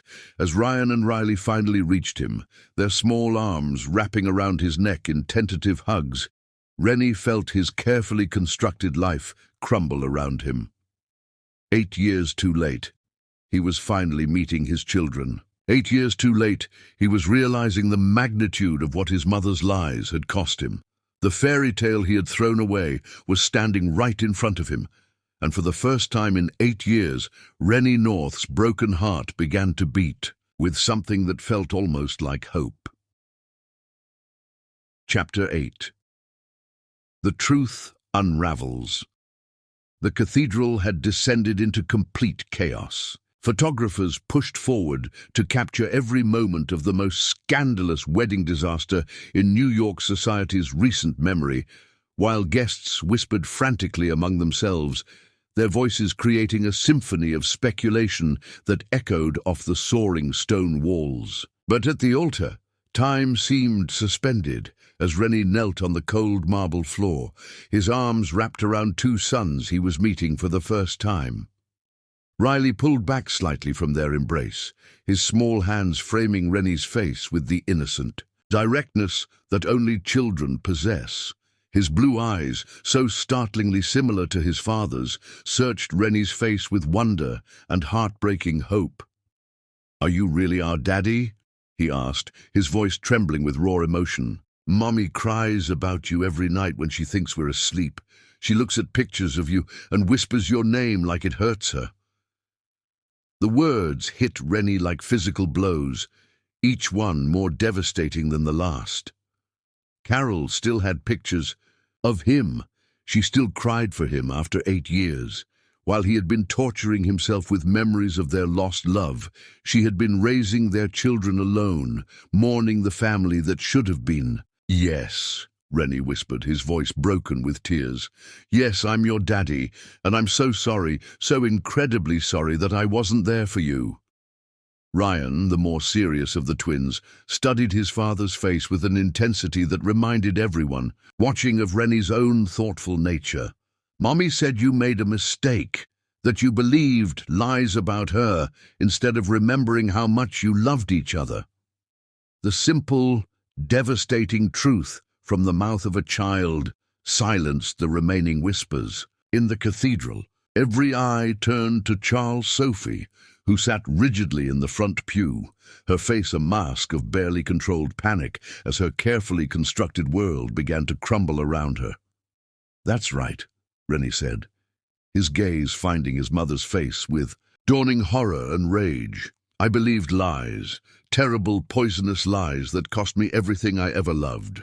Elena, who had been standing frozen beside the altar in her elaborate wedding gown, finally found her voice. Her face was white with humiliation and fury, her carefully applied makeup streaking with tears of rage. "This is insane," she said, her voice sharp and cutting. "Rennie, you can't possibly believe that this woman can just waltz in here and claim—" "They're my sons," Rennie said firmly, rising to his feet but keeping his hands on the boy's shoulders. "Look at them, Elena. Anyone with eyes can see they're my sons." The truth was undeniable. Ryan and Riley North stood like living proof of their parentage, their features such perfect blends of their parents that even the most skeptical observer couldn't question their identity. Elena's gaze swept over the twins with undisguised dismay, then fixed on Carol with venomous hatred. "You!" she spat. "You planned this. You deliberately chose my wedding day to create this spectacle." "I didn't plan this," Carol said quietly, her voice carrying clearly through the cathedral despite its gentleness. "I came because your future mother-in-law invited me. She wanted me to see Rennie's happiness with someone else." All eyes turned to Charles Sophie, who looked as if she might be physically sick. The elegant woman, who had always prided herself on controlling every situation, had lost control completely, and she knew it. "You invited her." Elena turned on the older woman with fury. "You invited his ex-wife to our wedding?" I thought," Charles Sophie stammered, her usual poise deserting her completely. "I never expected. There were no children 8 years ago. There was no indication, because I never got the chance to tell him," Carol said, her voice gaining strength as the truth finally poured out. "The night I was going to share the news about my pregnancy, the night I had prepared a romantic dinner and bought baby clothes and taken a picture of the ultrasound to show him, that was the night you orchestrated your final lie." The night you set up that scene with Richard Pemberton. Rennie's face went ashen as the memory crashed over him with devastating clarity. The romantic preparations he had dismissed as Carol's attempt to manipulate him. The rose petals and candles he had seen as props in her supposed deception. She had been planning to tell him about their children, and he had destroyed their marriage instead. "Oh, God," he whispered. "Carol, oh, God, what did I do?" "You chose to believe the worst of me instead of trusting in our love," Carol said, tears streaming down her face now. "You handed me divorce papers on the night I was going to tell you that you were going to be a father." The cathedral was completely silent now, except for the sound of Carol's quiet sobs and Rennie's harsh breathing as the full magnitude of his mistake crashed over him. Riley tugged on his father's sleeve, his young face crumpled with confusion and pain. "Daddy, why didn't you want us?" The innocent question shattered what remained of Rennie's composure. He dropped to his knees again, gathering both boys in his arms as he sobbed openly. "I did want you," he said fiercely. "I wanted you so much. I just didn't know you existed. If I had known, nothing in this world could have kept me away from you. Why didn't Mommy tell you?" Ryan asked, his own tears starting to fall. Carol knelt beside them, completing the family circle that should have formed 8 years ago. "Because when I tried to tell him, he was so angry with me, so convinced that I was a liar, that I knew he wouldn't believe me. I thought if I told him about you, he might try to take you away from me just to hurt me more. I would never—" Rennie started, then stopped as he realized the truth. 8 years ago, in his rage and pain and blindness, he might have done exactly that. He might have used their children as weapons in his wounded pride. "I know you wouldn't now," Carol said softly. "But then you weren't yourself. You were your mother's son, not the man I fell in love with." Every eye in the cathedral turned to Charles Sophie, who was now visibly trembling. The web of lies and manipulation she had spent 8 years congratulating herself on was unraveling thread by thread, and there was nothing she could do to stop it. Elena, who had been listening to this exchange with growing horror and realization, slowly reached up and removed her wedding veil. The delicate lace fell to the marble floor like a surrendered flag. "I won't be a part of this," she said coldly. "I won't marry a man who's clearly still in love with another woman, a man who has children he's never mentioned to me. This entire relationship has been a lie." She turned to Charles Sophie with fury blazing in her eyes. "You told me he was over her. You told me she meant nothing to him anymore. You manipulated both of us." "Elena, please," Charles Sophie began, but Elena cut her off with a gesture. "Save it," Elena said bitterly. "I've just realized that I've been nothing more than a pawn in your sick game. You never wanted Rennie to be happy. You just wanted to control him." With that, Elena North that never was gathered her skirts and walked out of the cathedral, her head held high despite the humiliation. The assembled guests watched her go with a mixture of sympathy and fascination, many of them beginning to realize they were witnessing the exposure of a family scandal that had been 8 years in the making. Rennie didn't even notice her departure. His entire focus was on the woman and children before him, on the family he had lost and found again in the space of a single afternoon.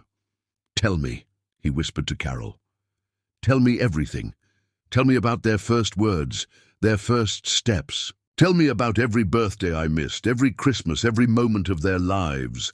Carol's voice broke as she began to speak, the words pouring out like water from a dam. "Ryan said Dada first, even though you weren't there. He was 7 months old, and he kept saying it over and over like he knew someone was missing. Riley walked at 10 months. He was always the more adventurous one. He climbed out of his crib and scared me half to death." Rennie hung on every word, tears streaming down his face as he learned about the life his sons had lived without him.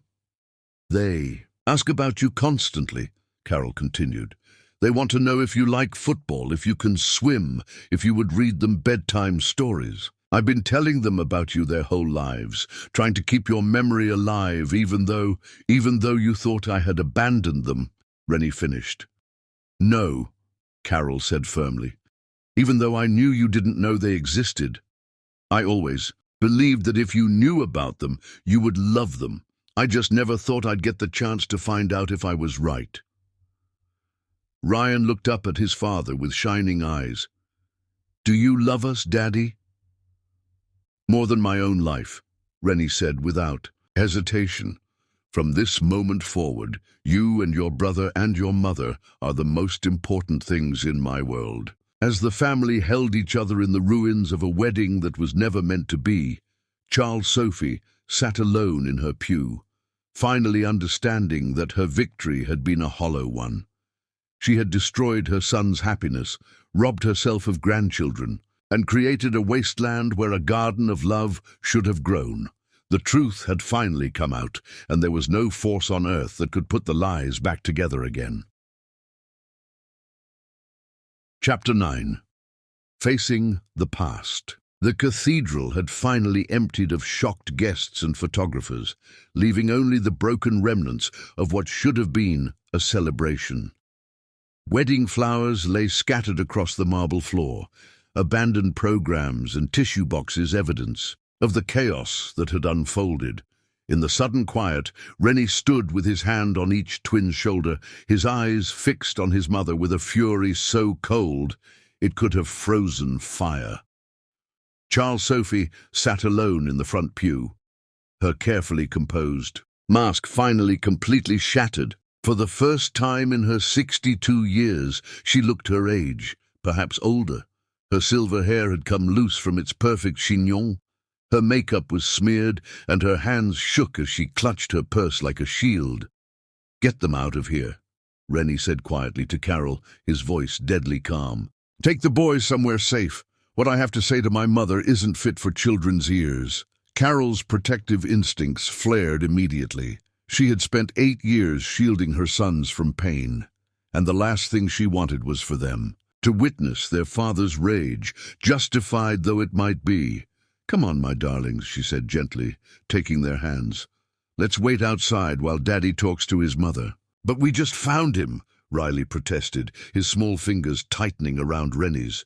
What if he disappears again?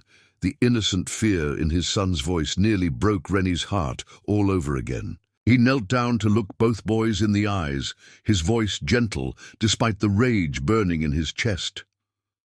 I will never disappear again, he promised solemnly.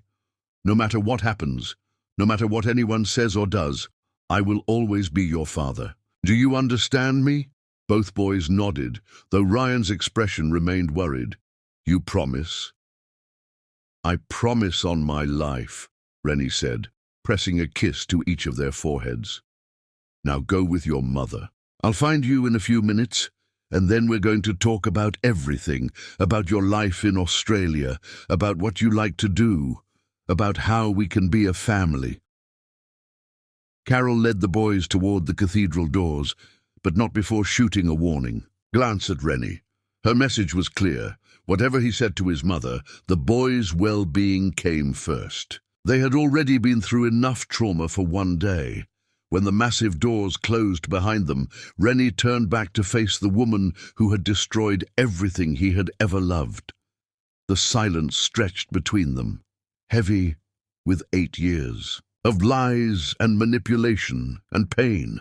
Well, Rennie said finally, his voice echoing in the empty cathedral, aren't you going to congratulate me on finding my sons? Aren't you going to express your joy at discovering you have 2 grandchildren you've never met?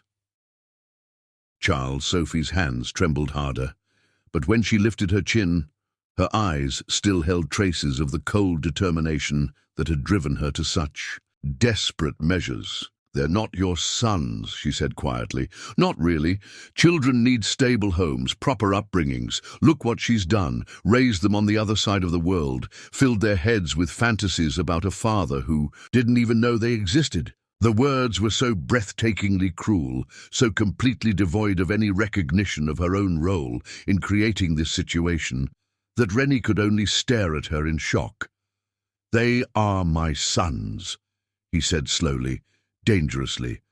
"They have my eyes, my smile, my blood running through their veins, and the only reason I didn't know they existed is because of you.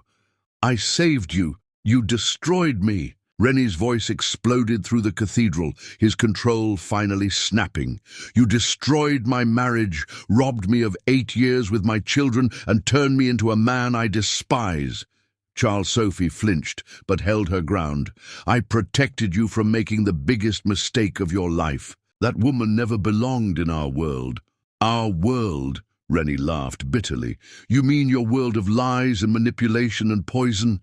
A world where love doesn't matter? Where happiness is sacrificed for social status and bloodlines?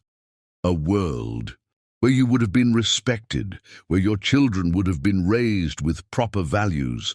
My children were raised by a woman who loved them enough to sacrifice her own happiness for theirs." Rennie's voice thundered through the cathedral. "They were raised with kindness and honesty and unconditional love, everything you never gave me." The accusation hung in the air between them, years of suppressed truth finally spoken aloud. "Charles." Sophie's face went white, but her eyes hardened with defensive anger. "I gave you everything," she said coldly. "I raised you alone after your father died. I built this life for you, created opportunities. You created a prison." Rennie cut her off. "You poisoned every relationship I ever had, drove away every woman who might have made me happy, and when I finally found someone who loved me for who I really was, you destroyed that too. She wasn't right for you. She was perfect for me." Rennie's voice cracked with 8 years of suppressed grief. "She loved me. She made me laugh, made me feel alive, made me want to be a better man. And you couldn't stand it, could you? You couldn't stand that someone else made me happy." Charles Sophie's mask slipped completely, revealing the bitter, jealous woman she had always been underneath the elegant facade. "She took you away from me," she whispered, her voice raw with pain and possessiveness. "You stopped needing me. You stopped coming to me for advice, stopped letting me plan your life. She made you weak." "She made me human," Rennie said quietly. "And you hated her for it." For a long moment they stared at each other across the wreckage of their relationship. Then Charles Sophie straightened, gathering the last remnants of her dignity around her like armor. "Fine," she said coldly. "Go back to her. Ruin your life chasing after a fantasy. But don't come crying to me when it all falls apart again." "It won't fall apart," Rennie said with quiet certainty. "Because this time I know the truth. I know what you are, what you've always been, and I'm done letting you poison my life." He turned toward the cathedral doors, then paused without looking back. "Don't contact me again," he said simply.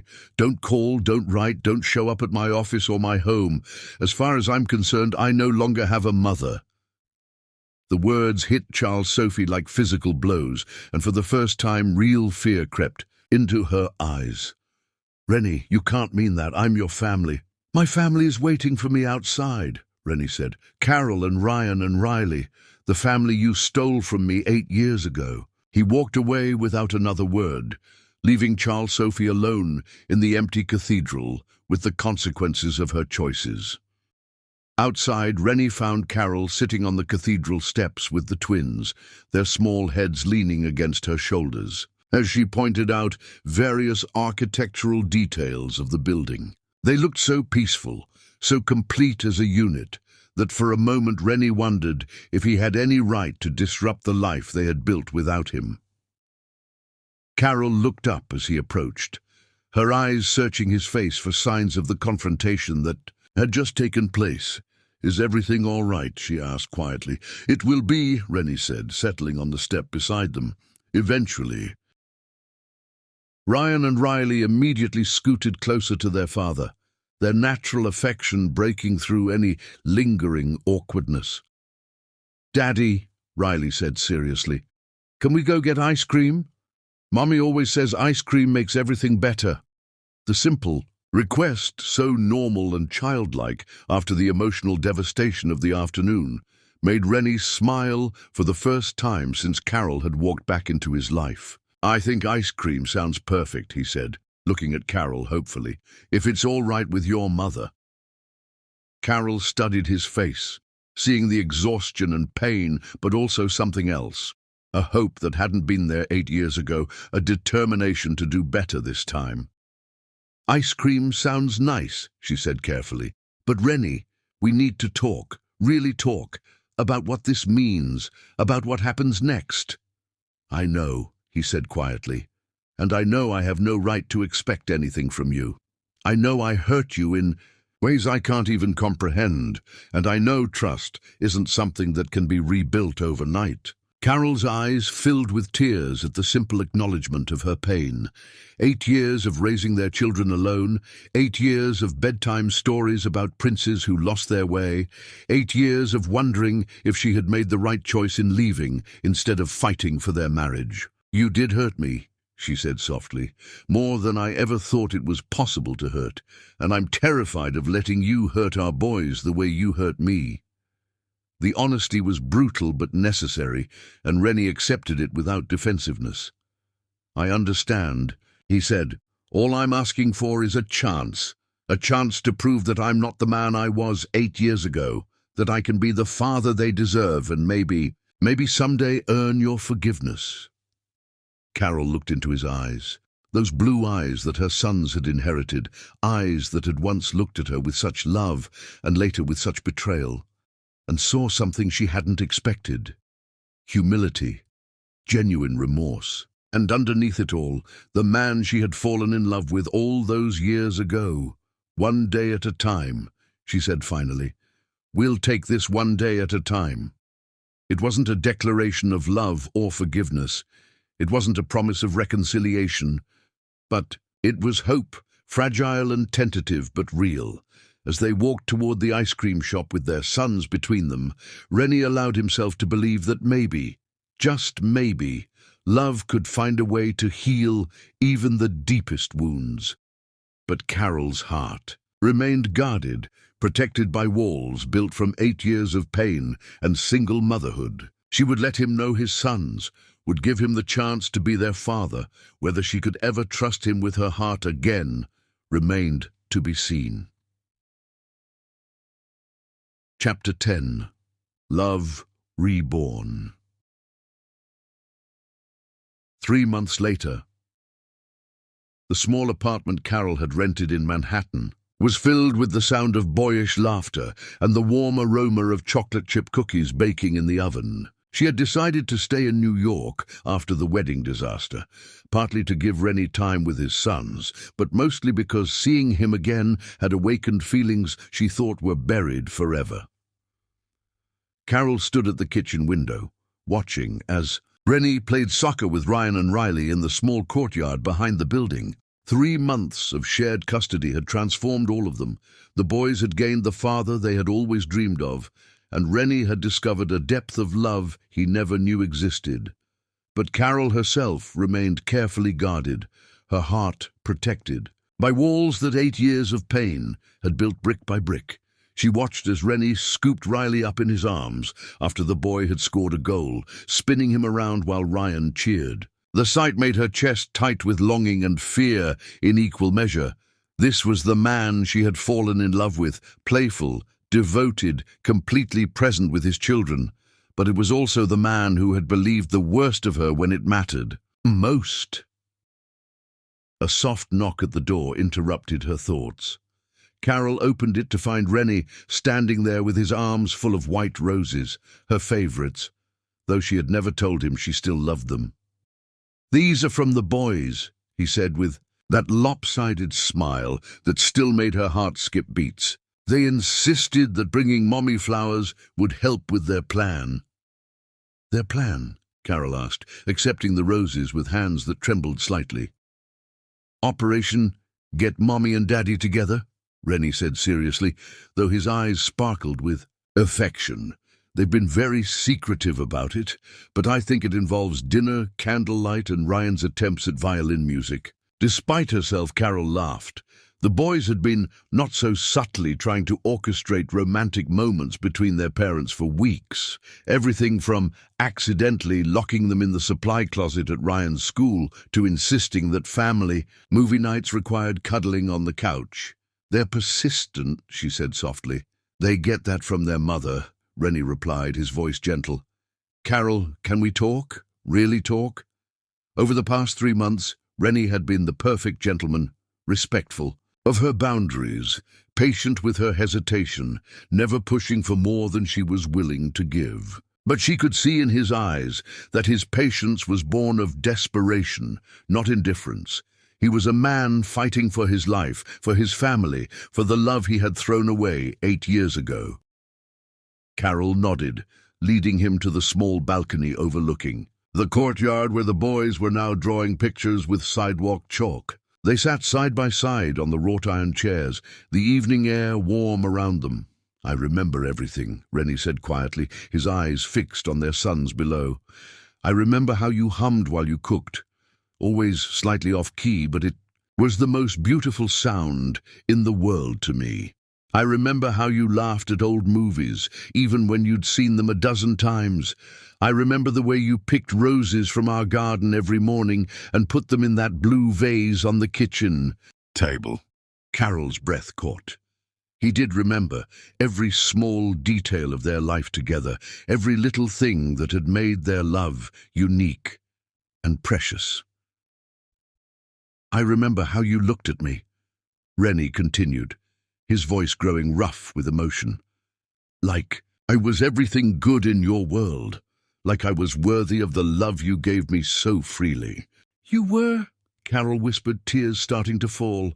"You were everything to me, and I threw it away." Rennie turned to face her fully, his blue eyes bright with unshed tears. "I threw away the most precious thing I've ever had because I let fear and doubt poison my mind, because I chose to believe lies instead of trusting in the love we had built together." "Rennie, no, let me finish, please." He reached for her hands, and this time she didn't pull away. "I know I don't deserve another chance. I know I hurt you in ways that can't be undone. But Carol, I love you. I have loved you every single day for the past 8 years, even when I was too proud and too blind to admit it. You and our boys are my entire world, and I will spend the rest of my life proving that to you, if you'll let me." Before Carol could respond, the sound of angry voices from the building's entrance drew their attention. Charles Sophie North was arguing with the doorman, her voice sharp with entitlement and fury. "I don't care what she told you," Charles Sophie was saying. "I am Mrs. North, and I demand to see my son immediately." Carol felt her blood run cold. In the 3 months since the cathedral disaster, Charles Sophie had made several attempts to contact Rennie, all of which he had firmly rebuffed. But this was the first time she had come to Carol's apartment, and her presence felt like a dark cloud threatening to destroy the fragile peace they had been building. Rennie was on his feet immediately, his entire demeanor changing from tender suitor to fierce protector. "Stay here," he told Carol. "I'll handle this." But Carol stood as well, surprising him with her sudden strength. "No," she said firmly, "we handle this together, as a family." They made their way downstairs to find Charles Sophie in the lobby, her face twisted with the same bitter fury that had driven her to destroy their marriage 8 years ago. She looked older, more fragile than Carol remembered, but her eyes still burned with malevolent determination.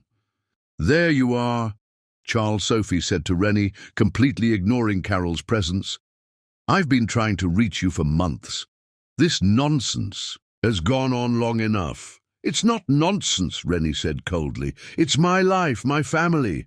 "Your family is with me," Charles Sophie snapped. "Not with this woman who poisoned you against your own mother." Carol felt the familiar twist of pain at the cruel words, but this time she didn't shrink away. This time she had something to fight for, not just herself, but her sons and the family they were slowly rebuilding. I never said a word against. You to Rennie, Carol said quietly. Your own actions destroyed your relationship with your son. Charles Sophie's face contorted with rage. You destroyed everything. You came back with those children, those illegitimate... Don't. Rennie's voice was deadly quiet, but it cut through Charles Sophie's vitriol like a sword. Don't you dare speak about my sons that way. They're not your sons, Charles Sophie screamed, her careful facade finally cracking completely. She probably doesn't even know who their real father is. Look at them. They could be anyone's children. The words hung in the air like a poison cloud, and for a moment Carol felt the old doubts creeping in. Would Rennie believe her? Would he choose his mother's lies over the truth once again? But then Rennie stepped forward, placing himself between Charles Sophie and Carol with the protective stance of a man defending everything he held dear. Those boys are my sons, he said with quiet certainty. They have my eyes, my smile, my stubborn streak, and my mother's musical laugh that I inherited from my grandmother. They are the best parts of me and Carol combined, and they are the greatest. Blessing of my life. He turned to look at Carol, his eyes blazing with love and determination. And their mother is the woman I should have defended 8 years ago, the woman I should have trusted above all others, the woman I choose now and will choose every day for the rest of my life. Charles Sophie stared at them in shock. Finally, understanding that she had lost, her son had made his choice, and it wasn't her. You'll regret this, she said venomously. When this all falls apart again, don't come crawling back to me. It won't fall apart, Rennie said with absolute conviction, because this time I know the difference between love and manipulation. This time I choose love. With that, Charles Sophie North walked out of their lives forever, her final attempt at destruction having only served to strengthen the bond between the family she had tried so hard to tear apart. In the silence that followed, Carol stared at Rennie with wonder and growing hope. He had chosen her, publicly, definitively, without hesitation or doubt. He had chosen their family over the woman who had raised him, chosen love over fear, chosen truth over lies. Carol, Rennie said softly, reaching for her hands. I know I have no right to ask this. I know I don't deserve it, but will you marry me? Again? Will you let me be your husband and our boy's father, officially and forever? Carol looked into his eyes, those blue eyes that had once looked at her with such love, then such betrayal, and now such fierce devotion, and felt the last of her walls crumble. Yes, she whispered, and then louder, with joy bubbling up from the depths of her soul. Yes!